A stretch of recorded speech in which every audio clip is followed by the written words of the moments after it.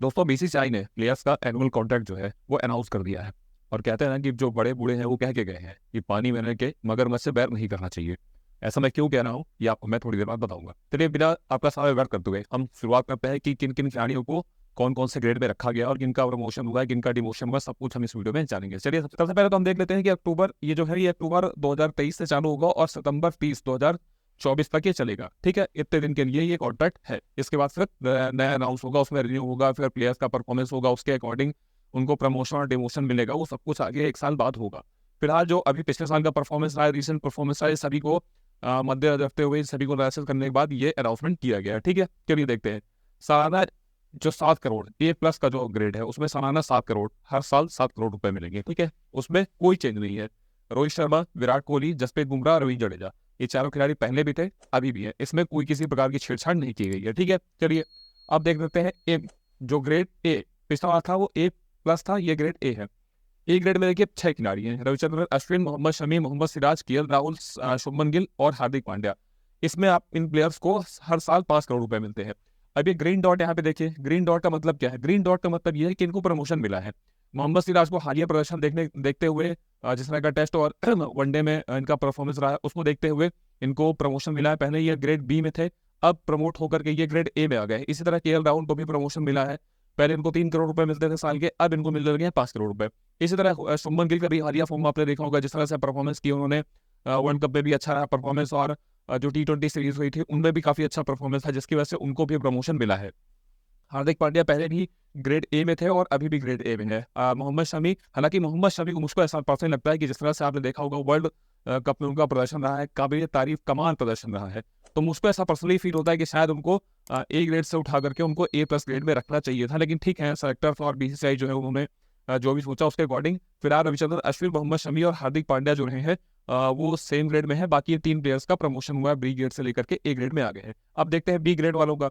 B grade में कितना मिल रहा है? सालाना 3 करोड़ मिल रहा है। सूर्य कुमार यादव पहले से ही बी ग्रेड में है। ऋषभ पंत आपको याद होगा, उनका एक्सीडेंट हुआ था, भारी एक्सीडेंट हुआ था, जिसकी वजह से वो अब उनका डिमोशन हो गया है। अभी जिनके सामने देखिए रेड लगा है, इनका मतलब डिमोशन हुआ है उनका। ठीक है, और यहाँ पे एक देखिए ब्लू लगा है। ब्लू का मतलब हो सकता है आपको व्हाइट दिख रहा हो, लेकिन यहाँ पे ब्लू है। और ब्लू का मतलब ये है कि ये नए शामिल किए गए हैं कॉन्ट्रैक्ट में। तो सूर्य कुमार यादव पहले से थे। ऋषभ पंत का डिमोशन हुआ, भी खेल नहीं रहे हैं, लेकिन बीसीसीआई को पूरी उम्मीद है कि वो रिकवरी करके वापस आएंगे और वो खेलेंगे। ठीक है, कुलदीप यादव जो कि सी ग्रेड में थे, उनको हालिया प्रदर्शन जो जिस तरह का रहा है उसके अकॉर्डिंग उनको सी से लेकर के अब उनको बी में प्रमोट कर दिया गया है। अक्षर पटेल का भी डिमोशन हुआ है, पहले वो ए ग्रेड में थे, अब उनको डिमोट करके और बी ग्रेड में कर दिया गया। उनका प्रदर्शन कुछ खास नहीं रहा है। यशस्वी जायसवाल नो डाउट बहुत शानदार प्रदर्शन रहा है, खासकर इस सीरीज में अभी तक देखिए सबसे ज्यादा रन गेटर हैं अभी तक इस 4 टेस्ट मैचों में, और 2 दोहरे शतक लगा चुके हैं। काफी अच्छा परफॉर्मेंस रहा है उनका भारतीय टीम के लिए, तो इसलिए उनका प्रमोशन नहीं कह सकते। ये ब्लू या व्हाइट आपको जो भी दिख रहा हो, ये नए सदस्य जोड़े गए हैं। तो इनको मतलब इससे पहले वो नहीं थे, अभी इनको जोड़ा गया है, बी ग्रेड में शामिल किया गया है डायरेक्ट, तो इनको सालाना 3 करोड़ रुपए मिलेंगे। अब चलते हैं देखते हैं सी ग्रेड। सी ग्रेड में बहुत सारे खिलाड़ी हैं, टोटल 15 खिलाड़ी हैं, जिनके जिनके सामने ये लगा हुआ है। हो सकता है आपको फिर वही रिपीट कर रहा हूँ, या तो ब्लू दिखे या व्हाइट दिखे, जो भी। रिंकू सिंह हालिया प्रदर्शन आपने देखा, शानदार परफॉर्मेंस रही है, इसलिए उनको इस ग्रेड में शामिल किया गया है, सी ग्रेड। इसमें सालाना 1 करोड़ रुपए खिलाड़ियों को मिलेंगे। रिंकू सिंह पहला नाम है। तिलक वर्मा का भी आपने प्रदर्शन देखा है, शानदार परफॉर्मेंस रहा है, जिसकी वजह से उनको भी ऐड किया गया है। ऋतुराज गायकवाड़ को ऐड किया गया है। शार्दुल ठाकुर जो रहे हैं वो पहले से ही इस ग्रेड में रहेंगे, सी ग्रेड में। शिवम दुबे हालिया T20 फॉर्म आपने अगर देखा होगा सीरीज में, बायलेटरल सीरीज में किस तरह का परफॉर्मेंस रहा है उनका, काबिल तारीफ बल्लेबाजी रही है। जितना उनका पोटेंशियल रहा है वो उन्होंने निकाल करके दिया भारतीय टीम के लिए, बहुत अच्छा कंट्रीब्यूशन देखने को मिला उनकी तरफ से, इसलिए उनको भी, शिवम दुबे को भी नए इस कॉन्ट्रैक्ट में रखा गया है। इसी तरह रवि बिश्नोई को जगह मिली है, जितेश शर्मा को मिली है जगह, ये सभी का प्रदर्शन काफी अच्छा रहा है। वाशिंगटन सुंदर पहले से ही थे। मुकेश कुमार ऑब्वियसली बात है, प्लेयर फॉर्मेट में वो डेब्यू कर चुके हैं, उनका प्रदर्शन अच्छा रहा है, जिसकी वजह से वो कंटिन्यू खेल भी रहे हैं, प्रदर्शन के साथ साथ वो कंटिन्यू खेल भी रहे हैं, इसलिए भी उनको इस कॉन्ट्रैक्ट में शामिल किया गया है। संजू सैमसन और सी में थे, सी में ही रह गए। अर्शदीप है, उनको भी अभी सी में ही रखा गया है। केएस भारत जो है विकेट कीपर बल्लेबाज है, उनको भी अभी तक सी में ही रखा गया है। प्रसिद्ध कृष्णा, आवेश खान और रजत पाटीदार, ये 3 नई एंट्री हुई है जो ग्रेड सी है इसमें। और इसमें भी एक रजत पाटीदार जैसा नाम है, तो इसमें एक क्लॉज भी अभी बीसीसीआई ने जोड़ा है, वो भी हम आपको बताएंगे। तो ये कुछ रहे ग्रेड सी के टोटल 15 खिलाड़ियों का नाम है, जिसमें 1 2 3 4 5 6 7 8 9 10 खिलाड़ी ऐसे रहे हैं जिनको नए शामिल किए गए हैं इस ग्रेड सी में। इनको सालाना 1 करोड़ रुपए मिलेंगे। ठीक है, चलिए अब आगे देख लेते हैं थोड़ा सा। तेज गेंदबाजों के लिए नया कॉन्ट्रैक्ट है। ये इतने सारे जो गेंदबाज है वो नए हैं, लेकिन ये सेंट्रल कॉन्ट्रैक्ट का हिस्सा नहीं होंगे, ये एडिशनल कॉन्ट्रैक्ट है। अब इनको कितना पैसा मिलेगा इसके बारे में फिलहाल बीसीसीआई की तरफ से कोई भी जानकारी नहीं मिली है, लेकिन ये नया क्लॉज उनकी तरफ से जोड़ा गया है। इसलिए हम आपको बताते हैं, आकाशदीप अभी आपने देखा ही है कि उन्होंने इंग्लैंड के खिलाफ इसी ऑनगोइंग सीरीज में डेब्यू कर लिया है, ठीक है। और पहले मैच में उन्होंने 3 विकेट पहली इनिंग में बहुत शानदार तरीके से गेंदबाजी करके निकाले थे। तो उनको इस नए कॉन्ट्रैक्ट में शामिल किया गया जो तेज गेंदबाजों के लिए बनाया गया है। विजय कुमार विशाख जो है उनको शामिल किया गया, उमरान मलिक है, यश देवाल है और विद्वत कदरप्पा है। तो ये 5 गेंदबाज जो है उनको नए कॉन्ट्रैक्ट में हिस्सा मिला है, मतलब शामिल किया गया है। इनके बारे में जैसे हमने बताया था कि कोई जानकारी नहीं है कि इनको कितने रुपए दिए जाएंगे। अगर बाद में जानकारी आती है तो हम आपके सामने जरूर शेयर करेंगे, ठीक है। चलिए, अब कुछ और एडिशनल चीजें बीसीसीआई की तरफ से दी गई हैं, बताई गई हैं, वो आप अपनी स्क्रीन पे देख सकते हैं। यहाँ पे आपको नहीं दिखेगा, इससे आप अपनी स्क्रीन पे देख सकते हैं। चलिए थोड़ा थोड़ा देख लेते हैं। शुरुआत में अगर आप देखेंगे, पहला point, additionally athletes who met the criteria of playing minimum of 3 test और 8 ओडीआईज और 10 T twenties with in the specific period will be automatically be included in grade C.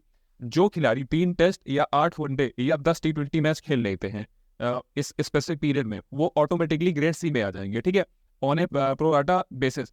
For instance, Dhruv Jureja and Sarfaraz Khan, having played 2 test matches so far, will be inducted into Grade C if they participate in the Dharamshala test match, that is 5th। अगर ध्रुव जुरेल और सरफराज खान जो है ये तीसरे match में, जो अभी ongoing series चल रही है इंग्लैंड के खिलाफ, इसमें अगर ये धर्मशाला के मैच में प्लेइंग करेंगे, मुझे लगता है कि प्लेइंग करेंगे, तो ऑटोमेटिकली, अगर आपने देखा होगा, यहाँ पे मैं आपको दिखाता हूँ कि जो ग्रेड सी, देखिए ग्रेड सी में इन दोनों खिलाड़ियों का नाम नहीं है, ध्रुव जुरेल और सरफराज खान का नाम नहीं है। अगर ये इसको इस जो क्राइटेरिया इसको फुलफिल कर लेंगे, अगले मैच में पूरी उम्मीद कर लेंगे, तो ऑलरेडी ये अपने आप ही ऑटोमेटिकली वो ग्रेड सी में आ जाएंगे, क्योंकि वो 3 टेस्ट मैचों का वो जो क्राइटेरिया है उसको फुलफिल कर लेंगे, तो वो ऑलरेडी आ जाएंगे, ठीक है। अब ये जो देखिए, जिस चीज की हमने शुरुआत में ही बात की थी, बड़े बूढ़े कह के गए हैं कि पानी में रह के मगरमच्छ से बैर नहीं करना चाहिए। वो क्यों कहा गया, इसलिए। अब यहाँ पे देखिए, तो यहाँ पे लिखा है, please note that Shreyas Iyer and Ishan Kishan were not consider for the annual contracts in this round of recommendation. आपने देखा होगा ये दोनों ही खिलाड़ी अभी कंटिन्यू खेल रहे हैं और कॉन्ट्रैक्ट का हिस्सा भी थे। अभी इसी सीरीज में श्रेयस अय्यर बाहर हुए हैं, परफॉर्मेंस नहीं हुई थी इसलिए बाहर हुए थे, और ईशान किशन जो है मानसिक रूप से थकावट महसूस कर रहे थे, जिसके वजह से उन्होंने अपना नाम वापस ले लिया था। फिर उन्होंने ना ही आप देखिए डोमेस्टिक क्रिकेट खेला और ना ही कोई ऐसे पार्टिसिपेट कर, ना ही एनसीए में गए। अगर उनको प्रॉब्लम हो रही थी तो वो ना ही एनसीए में गए, और ये बीसीसीआई की तरफ से वार्निंग भी दी गई थी कि उनको कहा गया था कि आप जाकर के रणजी ट्रॉफी खेलिए, फिर भी वो नहीं खेले थे, जिसकी वजह से ये ऐसा रिफ्ट समझ में आ रहा था और लग ही रहा था कि कोई ना कोई इनके ऊपर कड़ा एक्शन लिया जा सकता है, जिसकी वजह से इनको खामियाजा भुगतना पड़ सकता है। और वो चीज हो गई, जिस बात का डर था वो हो गया, और इनके बारे में कंसिडर ही नहीं किया गया। तो ये साफ साफ एक बीसीसीआई की तरफ से संदेश है कि अगर आपने बीसीसीआई बोर्ड की बात नहीं मानी, अगर आप खाली बैठे रहेंगे और आईपीएल की तैयारी करते रहेंगे, सिर्फ पैसे के लिए खेलेंगे, तो ऐसा नहीं चलने वाला है। अगर आपको आप डोमेस्टिक क्रिकेट को आप प्रायोरिटी नहीं देंगे और इंटरनेशनल क्रिकेट को प्रायोरिटी उस तरह नहीं देंगे, तो आपके लिए फिर सेंट्रल कॉन्टैक्ट में कोई जगह नहीं है। ये एकदम मैसेज जो है वो लाउड एंड क्लियर दे दिया गया है। तो आप सोच सकते हैं, मतलब एक छोटी बात नहीं है, बहुत बड़ी बात है, क्योंकि दोनों ही खिलाड़ी बहुत अच्छे खिलाड़ी हैं। ईशान किशन ने दोहरा शतक लगाया है, और श्रेयस अय्यर जो है वो कंटिन्यू नेशनल टीम में बने हुए हैं, लगभग तीनों फॉर्मेट में वो बने ही रहते हैं। और इन दोनों का ही किसी भी ए प्लस ए बी सी इन किसी भी कॉन्टैक्ट में ना होना, और बीसीसीआई ये कह रही है, स्पेशली इनके लिए मतलब अलग से लाइन लिख करके दे रही है कि इनके बारे में कोई चर्चा नहीं की गई, तो आप समझ सकते हैं कि मैसेज कितना क्लियर देने की कोशिश की गई है बीसीसीआई की तरफ से।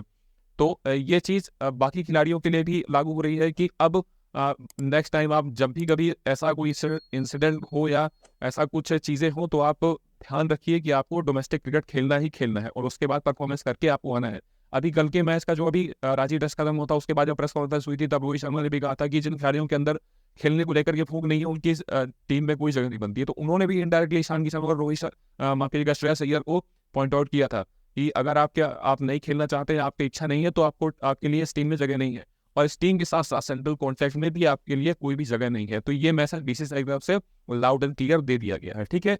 चलिए, जो हमने बताया, एक और सिलेक्शन कमेटी है also recommended fast bowling contract for the athlete. जो चीज हमने आपको यहाँ पे ये बताई, तेज गेंदबाजों के लिए नया कॉन्ट्रैक्ट ये लिखा गया, ठीक है। और बीसीसीआई सबसे नीचे अगर आप देखेंगे तो लिखा था, BCCI has recommended that all athlete give precedence to participating in domestic cricket during period when they are not representing the national team. अगर आप नेशनल टीम नहीं रिप्रेजेंट कर रहे हैं, तो उस टाइम पे आपको डोमेस्टिक क्रिकेट, अगर कोई भी टूर्नामेंट हो रहा है या तो टेस्ट हो रहा है, रणजी ट्रॉफी हो रही है, मुश्ताक अली ट्रॉफी हो रही है या विजय हजारे ट्रॉफी हो रही है, तो उसमें आपको पार्टिसिपेट करना है। ईशान किशन को लेकर के अभी खबर आई कि मुंबई में एक कॉर्पोरेट टूर्नामेंट होता है, बड़ा टूर्नामेंट है, DY पाटिल नाम है उसका, उस पर वो वापसी कर रहे हैं। उसके अलावा वो IPL की तैयारी में लगे हुए हैं। तो इस सब चीज़ों से काफ़ी नाराज थी बीच से। उन्होंने कहा भी था कि आपको रणजी ट्रॉफी खेलना चाहिए, उसके बावजूद उन्होंने नहीं खेला था। श्रेयस अय्यर के साथ यही था, उनको पीठ के समस्या की चलती उन्होंने क्वार्टर फाइनल नहीं खेला था, लेकिन अभी वो अब सेमीफाइनल खेलने के लिए वो टीम में शामिल किए गए हैं। देखते हैं वो प्लेइंग करते हैं कि नहीं करते हैं। ठीक है, और अब ये लास्ट में देख लेते हैं कि किन किन खिलाड़ियों को कॉन्ट्रैक्ट नहीं मिला है। ठीक है, कितने खिलाड़ी जिनको नहीं मिला, 8 खिलाड़ी हैं टोटल, जिसमें 2 नाम हमने आपको बता दिए। देखिए, श्रेयस अय्यर और ईशान किशन, इनको नहीं मिला। चेतेश्वर पुजारा, अजिंक्य रहाणे, लगभग अब आप कह सकते हैं कि इनकी वापसी बहुत मुश्किल है। समझ में आ रहा है देखने से कि इनको भी कॉन्ट्रैक्ट नहीं मिला। हालांकि अजिंक्य रहाणे या चेतेश्वर पुजारा, मुझे अच्छे से याद नहीं है कोई एक प्लेयर ऐसा भी था कि जिन्होंने लास्ट ईयर ऑस्ट्रेलिया के खिलाफ शायद सीरीज खेली थी, और तब भी वो सेंट्रल कॉन्ट्रैक्ट में नहीं थे, फिर भी उन्होंने खेला था। ठीक है, वो तो दूसरी चीज़ है। इसके अलावा युजवेंद्र चहल को सेंट्रल कॉन्ट्रैक्ट का हिस्सा नहीं बनाया गया है। इनकी भी वापसी थोड़ा सा मुश्किल लग रही है, देखते हैं किस तरह से वापसी करते हैं। IPL का परफॉर्मेंस काफी हद तक डिसाइड करेगा कि ये T20 क्रिकेट में वापसी करेंगे या नहीं करेंगे। शिखर धवन का करियर आप समझ सकते हैं कि इंटरनेशनल क्रिकेट से लगभग आप कह सकते हैं कि खत्म हो चुका है। बहुत मुश्किल होगी इनकी वापसी।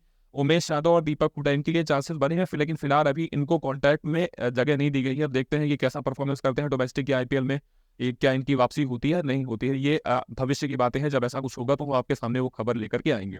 तो अभी तक इस सेंट्रल कॉन्ट्रैक्ट की सबसे बड़ी बात यही रही है, जो हमने, हालांकि जिनको नया इंक्लूड किया गया है या जिनका डिमोशन हुआ है, प्रमोशन हुआ है, जिनको उनको नया ऐड किया गया है, इस सभी के बारे में हमने आपको बता दिया। और जो बड़ी खबर रही है श्रेयस अय्यर और ईशान किशन को लेकर के, जैसा हम पहले कह रहे थे कि इनके ऊपर गाज गिर सकती है, वो चीज़ देखने को मिली थी। तो ये रहा है इस सेंट्रल कॉन्ट्रैक्ट का मेन बातें, और इसमें कुछ भविष्य में कोई भी अपडेट और निकल के आएंगे तो जरूर हम आपके सामने रखेंगे। वीडियो पसंद आया हो तो प्लीज़ लाइक कीजिएगा, हमारे चैनल को सब्सक्राइब कीजिएगा, और इस वीडियो को अपने दोस्तों में जरूर शेयर कीजिएगा अगर यह वीडियो आपको हेल्पफुल लगा होगा। इस जो BCCI ने जो एक्शन लिया है इन दोनों खिलाड़ियों के ऊपर, उस पर आपकी क्या राय है हमें कमेंट बॉक्स में जरूर बताइएगा। अभी के लिए इतना ही, हम फिर मिलेंगे इस नए वीडियो में, तब तक के लिए थैंक यू।